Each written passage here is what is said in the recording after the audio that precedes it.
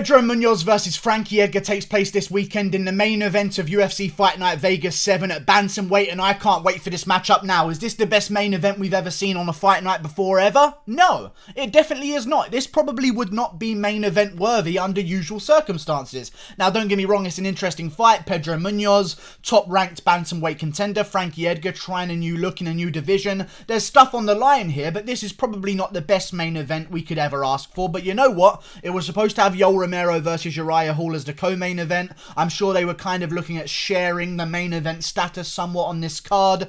Romero versus Hall is off the card. Now we're left with Edgar versus Munoz. I'm okay with the matchup. It's a great main event. It's a great matchup, by the way. I'm just saying, in terms of main events, I don't care. I versus Calvillo. I sat through that fight. I knew it was the main event, and I sat through that entire card at 5 a.m.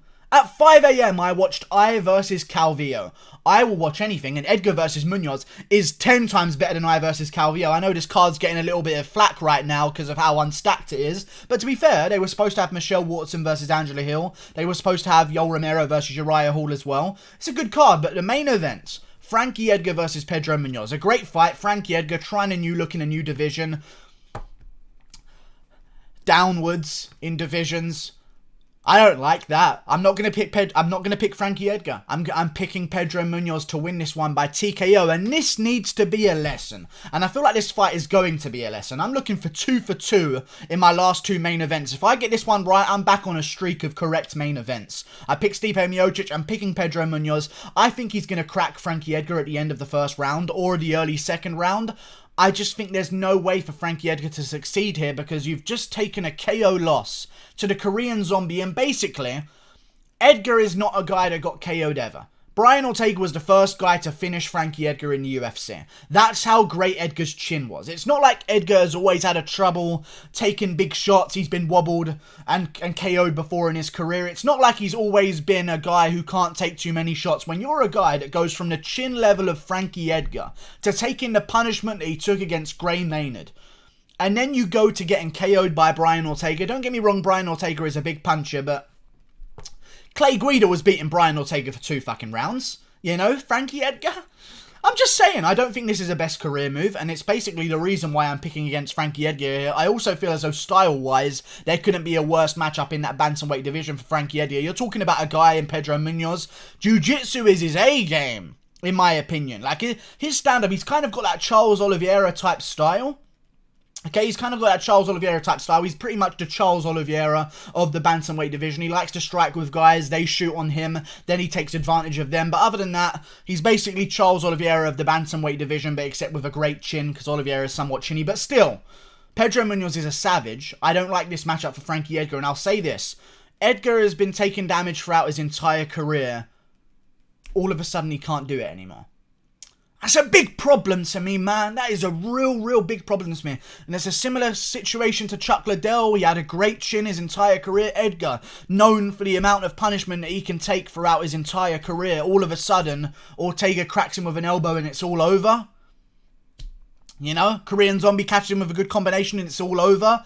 That's not the Edgar I remember, and I feel like his chin might be deteriorating. That chin density level is dropping by the punch right now, and Korean Zombie in his last performance that he took on short notice, by the way, has basically TKO'd him twice in one night. If you remember that fight, Korean Zombie dropped him hard in the first round. Some people were saying they should have stopped it, but Edgar survived because that's what Edgar does in those situations. Then he got chinned again and dropped bad, and I just don't like this matchup of him against Pedro Munhoz because the one thing, if I was a management of Frankie Edgar right now, would be we're not moving down a division. That's the one thing we would never do. We might look downwards the division and try and find another fight in the featherweight division. We might look up. Actually, we're not going to look up to the lightweight because different lightweights nowadays. Very challenging division if Frankie Edgar was to look to move up. So in my opinion, Frankie Edgar's management said, you know what? We need a new look in a new division. Let's move up to lightweight. Bantamweight sounds good, and they're moving down to bantamweight. Why on earth, if you're a guy who's had a good job taking damage throughout his entire career, has now been TKO'd twice in his last 3 fights or 4 fights, can't remember the exact stat, but still his only win in his last 4 fights was against Cub Swanson, unranked featherweight at the moment. Like, it's just, I don't like it, man. I really don't. I don't see the finishing ability for Frankie Edgar. If he is going to win this fight, it's going to be by a grueling decision and back and forth fight. I just feel as though Munoz hits too hard. He's got too good of a chin. I don't see him ever getting finished by Edgar. And he's a more natural bantamweight. He's been there more often. This is Edgar's first time coming down to the bantamweight division. Why on earth? I just don't get it. I really don't get the move. And I didn't get it from the very beginning as soon as he announced he was going to do it. Listen, Frankie Edgar is probably a natural bantamweight, but why? Of all the things that you could have done with your career, you're taking damage not very well. You've had some TKO losses recently. Why would the best idea in your manager or your brain yourself, Frankie Edgar, be, I know what I'll do. I can't take the punishment of 45 anymore because I keep getting TKO'd. I'll cut more weight and go to bantamweight and dehydrate my brain. Genius job, Frankie Edgar. I just feel like this is going to be a punishment for stupidity. This is not the move I would have made if I was Frankie Edgar. I know why Frankie Edgar made the move. I know why he committed to the move, because if you remember, he lost to Holloway. Holloway looked like he was going to be dominant for a very long time.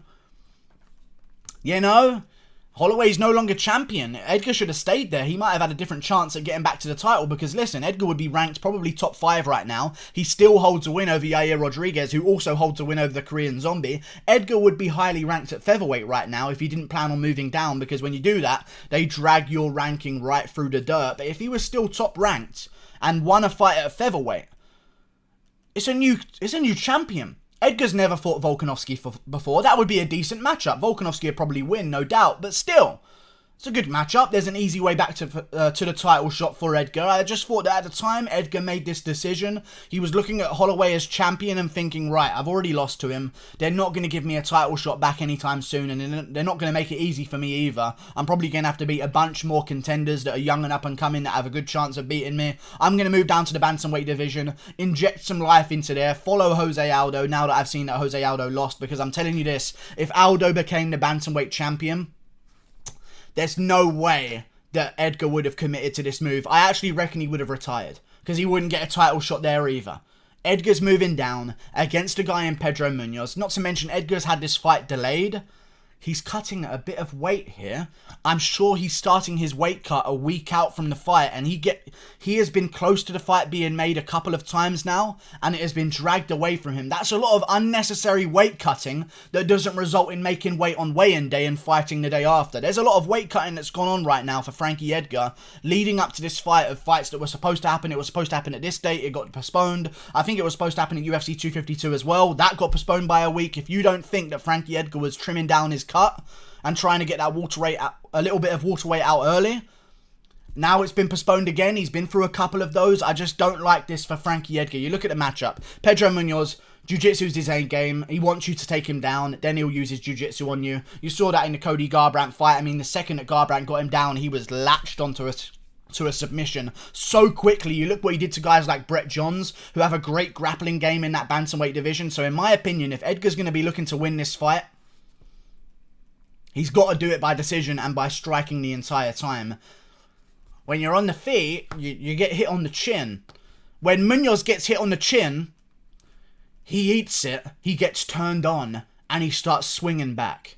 When Edgar gets hit on the chin, now that he's cutting down even more weight to the bantamweight division,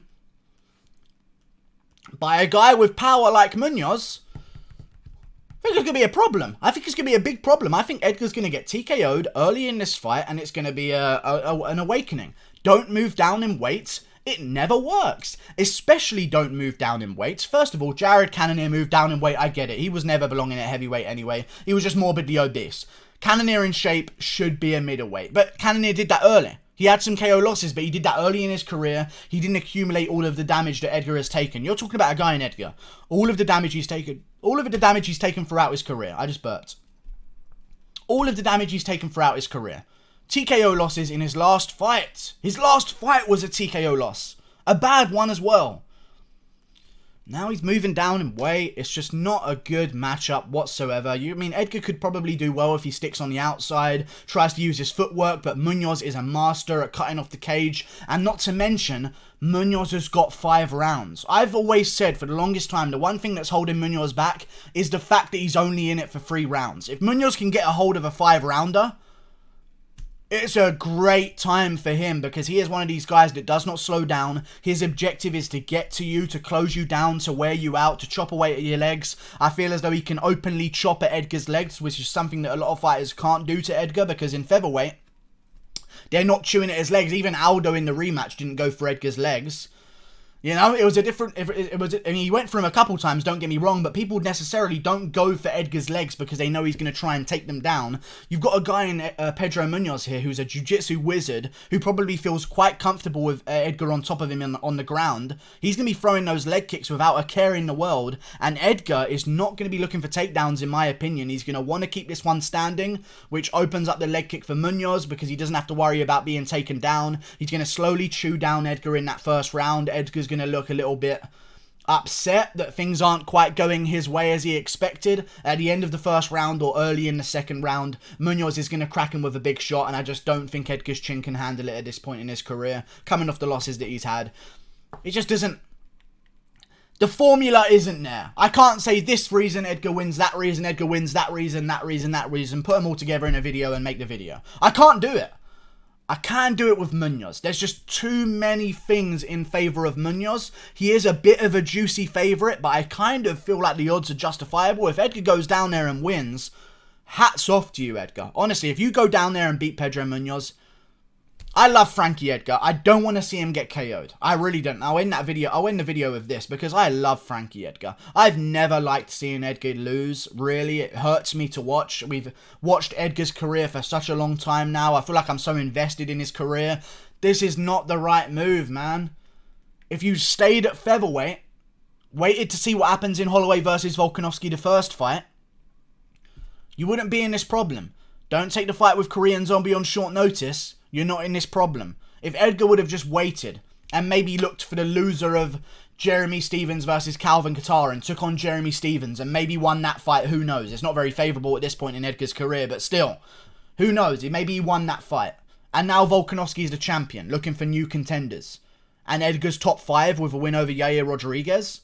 He's one fight away from a title shot. Bad move from Edgar. His management should be fired. I don't know why they planned on him moving down to bantamweight. It just makes no sense, man.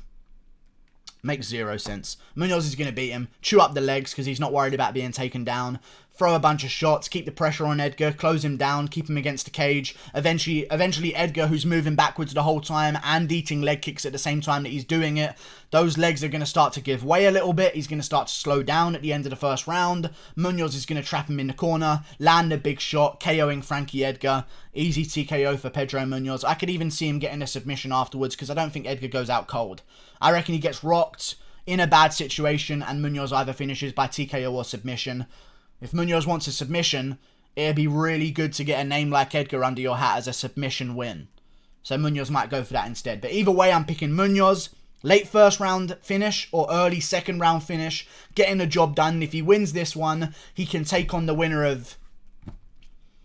If Sandhagen beats Moraes, you can't quite give him a title shot, so maybe do Sandhagen versus Munoz, or even if Edgar beats Munoz. That could happen. I'm not saying it can't happen. I'm not that deluded. But Edgar could beat Munoz. Sandhagen beats Moraes. Now we got Sandhagen versus Edgar, which was originally supposed to happen at UFC Raleigh on January 25th. Curtis Blades versus Junior Dos Santos card. Good matchups to make in a bantamweight division.